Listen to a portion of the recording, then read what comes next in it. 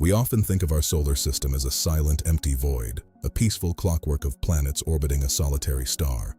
But space is not empty. It is a battlefield of invisible forces. The sun does more than provide light. It exhales. Every second it flings 1,000,000 tons of charged particles into the abyss. This is the solar wind, a supersonic stream of plasma racing outward at over 1,000,000 miles per hour. For billions of miles, the sun is the absolute master of its domain, carving out a massive bubble in the galaxy. But even the power of a star has its limits. Far beyond the orbit of Pluto, the sun's breath falters. It hits a wall.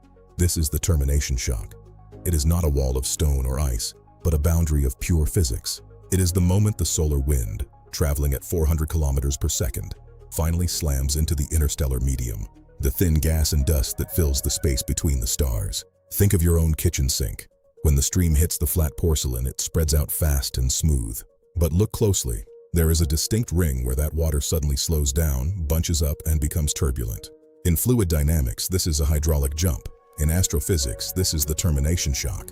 At this frontier, roughly 80 to 90 astronomical units from the sun, nearly 13 billion kilometers away, the supersonic flow of the sun collapses. The kinetic energy is instantly converted into heat and pressure.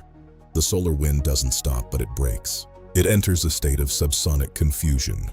For decades, the termination shock was a mathematical ghost, a line on a chalkboard. We knew it had to be there, but we had never touched it. That changed with two small, aging machines, Voyager 1 and Voyager 2. For decades, the termination shock was a mathematical ghost, transitioned from sleek CGI to grainy, 1977 NASA mission control footage.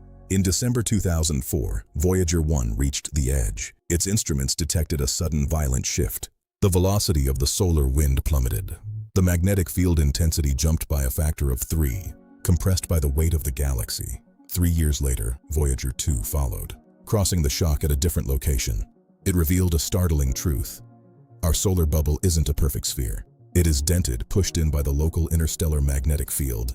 Through the data sent back by these lonely sentinels, we heard the sound of the boundary, a low-frequency roar of plasma waves. We were no longer just observing the solar system, we were leaving it. Once you cross the termination shock, you enter the Heliosphere. Here, the rules change. The Lorentz force, the force exerted by magnetic fields on charged particles, dictates the movement of this cosmic sludge. This is the no man's land of our solar system. The sun's influence is still felt, but it is struggling. Beyond the sheath lies the final frontier, the heliopause. This is the ultimate border. Here, the pressure of the solar wind exactly balances the pressure of the interstellar wind. On one side, the matter that makes up our home. On the other, the ancient material of the Milky Way. When the Voyagers crossed this final line, the plasma density spiked. They had officially stepped off the porch of the solar system and into the vast, dark ocean of the stars. The termination shock might seem like a distant curiosity, but it is the reason we exist. This invisible wall is our primary shield. It deflects nearly 70% of high-energy cosmic rays, remnants of distant supernova that would otherwise flood our inner solar system. Without this barrier, the radiation would strip away our atmosphere and shatter the delicate bonds of DNA.